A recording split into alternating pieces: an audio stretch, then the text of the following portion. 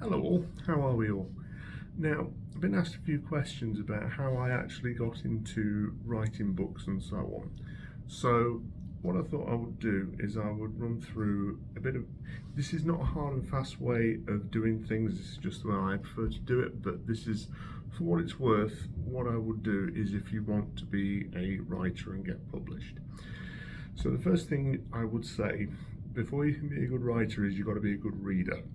And you've got to read everything you can get your hands on: murder mysteries, action thrillers, historical fiction, even something like costume dramas like Pride and Prejudice, stuff like that. Just anything you can get your hands on by as many different writers as possible. Join a library, go to secondhand bookshops, get a Kindle out, download books, just read as much as you can by as many different authors. That way you get a feel for different genres, you get a feel for the way that different writers put a story together, how writers plot and describe character and character motivation. Once you have read a lot of books, what I would then say is if you've got the idea and the desire to be a writer, first of all, start jotting your ideas down. Whether that's into a laptop or do what I do and write things longhand. I always wrote my first draft longhand for my novels.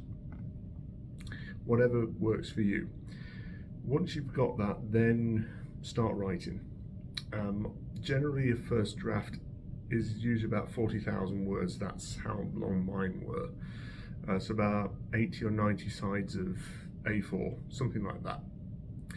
Once you've done that, then once you start typing up, because if you want to submit to a publisher, you need to have it actually typed up. That's when things start getting interesting. That's when the story starts to take on a life of its own, because as you do the editing, you will then start getting ideas for how the story is going to go, and it may take you in a different way to perhaps where you're expecting. I know a couple of times in the books that I've written, the end result is not quite what I had in mind when I started. Again, different authors have a different way of doing things. Desmond Bagley famously said that he never started a story and knew what the ending was going to be. He would always let the story take him to where it was going to be. Other writers, people like George R.R. Martin, they take years to write a single book. If you read any of the Game of Thrones books, George R.R. Martin's taken maybe 4 years to write at least just one of those books. The other thing I would say is don't concentrate on just one author at any one time. If you read all the James Bond novels and you sit down to write, you are inadvertently going to write a James Bond novel in that style. If you read something like Where Eagles Dare, which is a similar genre to a Bond novel, the actual prose and the writing and the way that the plot evolves is completely different to James Bond. With James Bond, as I've said before, we know everything about the plot in the first 5 pages. Alistair MacLean wrote in a completely different way. He had, twists and turns throughout the story that took the reader off in a different direction until you got to the end point. And again, if you're going to write a murder mystery, Colin Dexter's Inspector Morse is nothing like an Agatha Christie. Colin Dexter's early books, he only wrote the Morse books, he didn't write any others. The ones that I would recommend are The Dead of Jericho and Last Bus to Woodstock.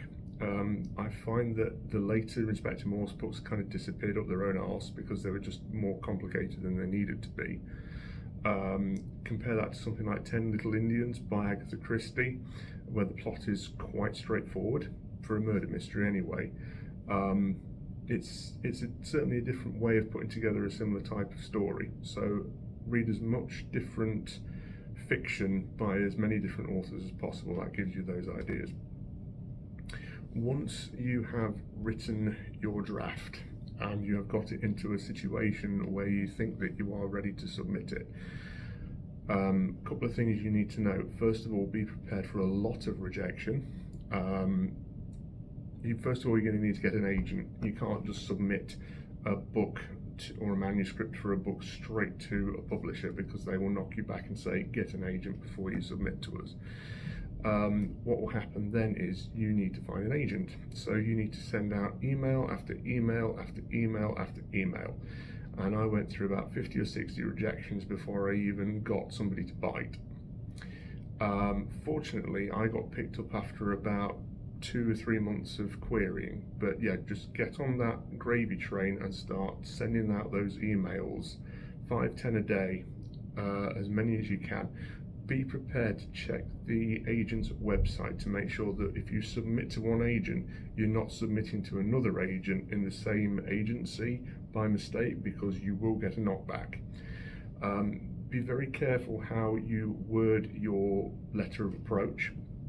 There's some good, if you go on Google, there's some good examples of how you can structure a really good approach letter that will make the agent pick up and take notice. Because bear in mind that they get about 50 or 60 a day from prospective writers, so you need to stand out, and so your letter has to be eye-catching and it has to be written in a way that will make them interested. After that, be prepared to go back and forth with the agent as he reads through your manuscript and say, you need to change this, you need to change that, the wording here is a bit clunky, and so on. He'll work with you on that. Once the manuscript is in a decent order, the agent will then submit your novel to publishers, and it may take several weeks, several months before you hear back on anything. That's the best case scenario. Worst case scenario is you're not going to hear anything back at all, in which case you can go down the road that I went down, which is indie publishing. What that is, it's a small publisher, and you won't get as much of an advance. An advance is the amount of money the publisher pays to you before you finish the novel, and then they'll pay you the rest of the advance after the book is completed and the release date is set and all that kind of stuff. So yeah, those are my tips for writing a book. If you are really passionate about the story that you've written, then nothing is going to hold you back. But bear in mind, like I said, you are going to have to put up with an awful lot of rejection and an awful lot of knockback before your book even sees the light of day. So I don't want you to get any ideas. And bear in mind that the way I did it is not a hard and fast way of doing it. Again, go on Google and look at other options to see how you could best go about writing a book. The other thing is, I have never done a creative writing workshop in my life. I don't think that anybody should have to sit through a creative writing workshop in order to be qualified to write a book. No, it doesn't work like that. But anyway, I hope this was kind of helpful and a little bit insightful, and good luck to you, and good luck to you with your writing. All right.